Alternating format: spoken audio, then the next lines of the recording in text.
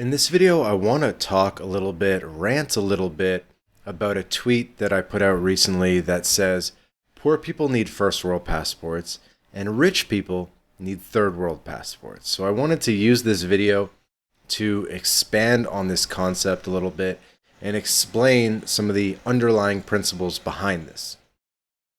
You know, a lot of people on Twitter will say, well, if Mexico's so great, why are all the Mexicans moving to the US? If Latin America's so great, why are all the Latin Americans moving to the US and Canada?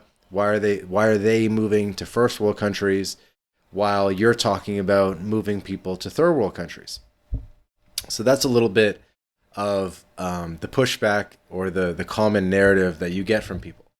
And the fact is that both of these things can be true at the same time. It makes sense for people from third world countries to want to move to first world countries. And I'm not saying they shouldn't. I think they totally should. I think someone from Honduras or Mexico or Ecuador should totally move to the US or Canada for better opportunities. And I don't think that that's a hypocritical thing to say in the context of the mission of MyLatinLife, which is to help people internationalize and primarily to help Westerners, Canadians, Americans, and Europeans to internationalize themselves, to get a plan B, to relocate, to go where they're treated best. Because if you're born in a third world country, if you're from a third world country or a place with a tier C or a tier B passport, it makes sense that you should want a tier A passport. You should want a passport that has Schengen zone access, that has access to the UK, access to Singapore, access to the US, right? So anyone who doesn't have that basic level of travel mobility should aim to acquire a passport that has that level of travel mobility. And that can be done either by going and living in a first world country for 5+ years, or it could even be done via citizenship by investment and investing, say, in one of those Caribbean passports that, at least for the moment, has Schengen and UK access. And although the Caribbean passports are not tier A, maybe they're like tier B plus. I mean, it covers a lot of that travel and mobility problem. But really the core issue and the core reason why people from third world countries or poor people, quote unquote, would move and should move and are incentivized to move to first world countries is for the job market, as well as healthcare, and really the infrastructure and the systems of that government. But really primarily it's for the job market, because really fundamentally what it comes down to is that poor people are dependent upon jobs and trading time for money, whereas rich people don't need a job. So because they're not reliant on a job, because they're not trading time for money, they don't really need to be in first world countries, right? You know, there's a classic situation, something that Lawrence King talks about a lot, where, you know, there's a family from Greece that moves to London, and, you know, the kids ask the parents, like, why did we move from Greece to London? We had 330 days of sun per year. We had olive gardens. We had wine. And the fact is, they didn't move to London for a better life. They moved to London for the job opportunities, for a better job market. But when you take away the better job market, when the job market isn't an important consideration, there's a lot less reason to be in a place like London or Boston or Toronto or New York City or California, for that matter. California has good weather, but they have a lot of other problems that make it not so livable for rich people. And so that's kind of the core idea, is that poor people are reliant on the job market, and I don't fault them for that. I mean, you should trade time for money, at least in the beginning of your career, at least, you know, till you can save up enough money for a laptop and a cell phone and start making money online, right? Whereas rich people, they don't need the job. What they need is low taxes, and they need freedom from government. So poor people or third world people, they actually want government. They want systems, they want structure, infrastructure, job markets, functioning bank accounts, some of these things that we take for granted. And these are good things, and go where you're treated best. But for rich people, at very least, they need a plan B. They need a second citizenship. They have the money where they can invest in second citizenship, or they can invest in second residency, or they can, choose to spend their time elsewhere. And there's lots of ways that rich people can do this, right? I mean, the easiest way is to do citizenship by investment. And for a family of 4 or 5, you spend maybe $300,000 and you get second passports for your whole family in a matter of maybe 6 months. Another way of doing it is to think, well, there's plan B residencies.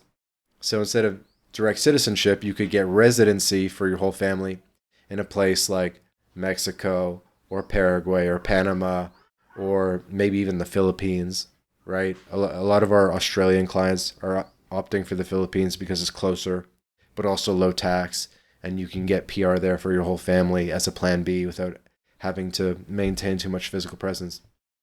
Or full out relocating. And we see this a lot. I mean, we help a lot of people do this. We help wealthy families from Canada and the US relocate to places like Mexico, Costa Rica, Panama. And they're doing it for a lot of different reasons. They're doing it for freedom to homeschool. They're doing it for better health care. In Canada, you can't even get health care. In the US, the healthcare healthcare insurance premiums are nuts. Having a baby could cost you $30,000 on the low end to $200,000 on the high end. If there's complications, you get sick one time and you basically go bankrupt. I guess that those are things that would more affect sort of like middle class families, and middle class families are moving to Latin America too.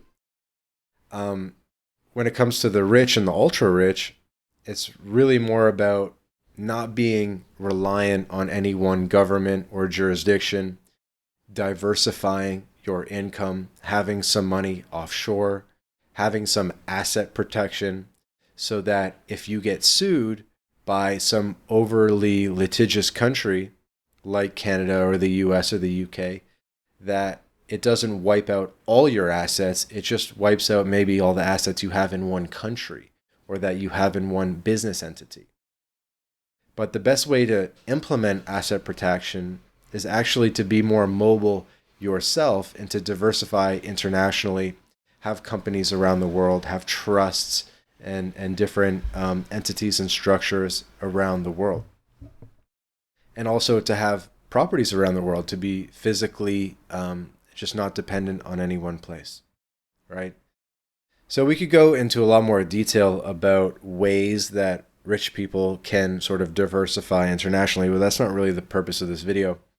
The purpose of this video is really to explain what on its surface seems like a bit of a conundrum or paradox or hypocritical concept where we're telling upper middle class and upper class families to internationalize to the third world, either as a plan B or as a full-out relocation to get residencies, to get second passports, bank accounts, trusts.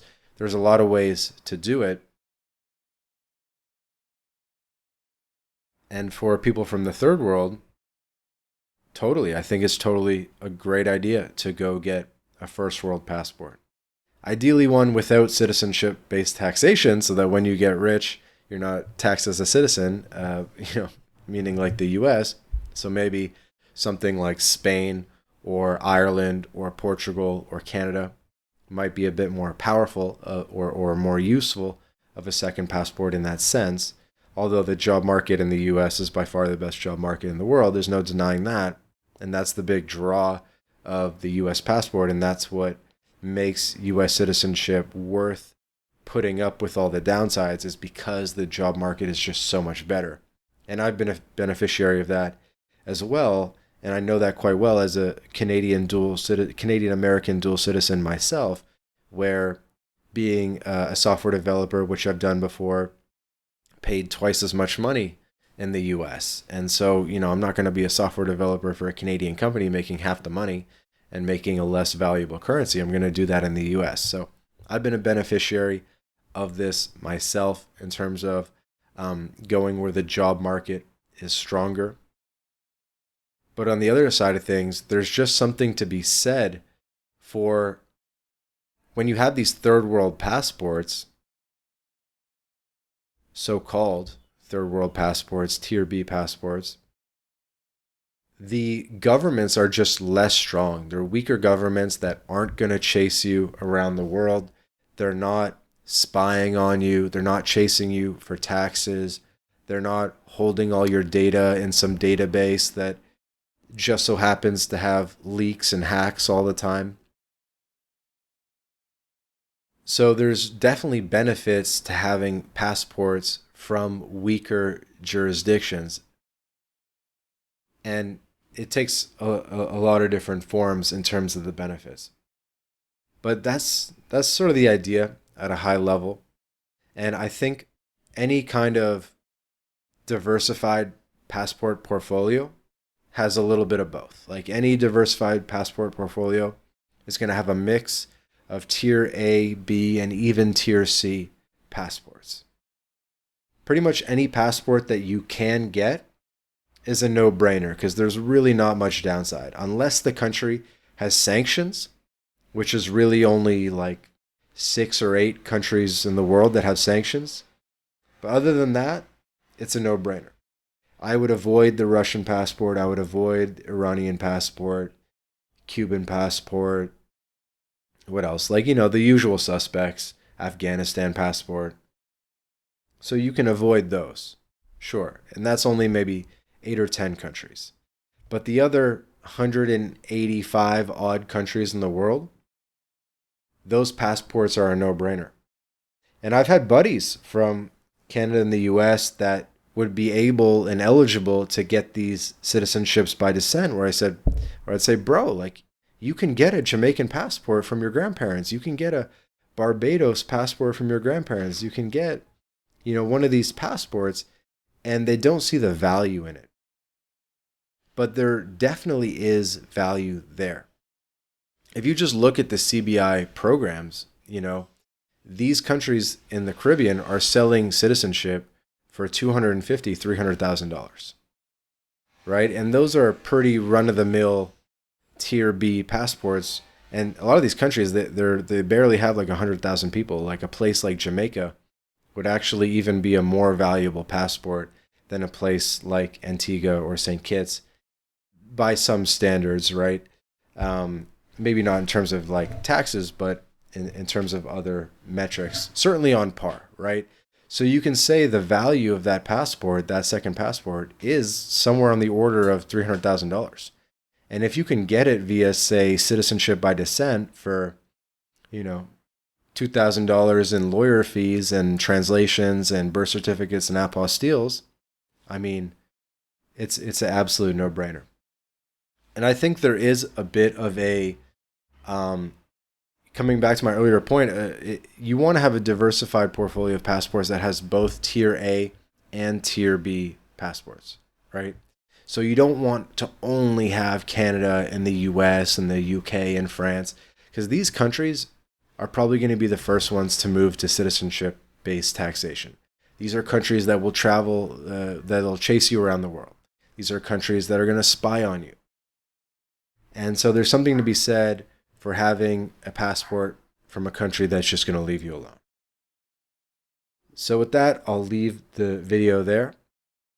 And I'm curious what you think. So leave any comments that you have below about this concept. And if this video was interesting to you, maybe a little counterintuitive, maybe made you think, then please like the video, subscribe to the channel, and we'll catch you in the next video.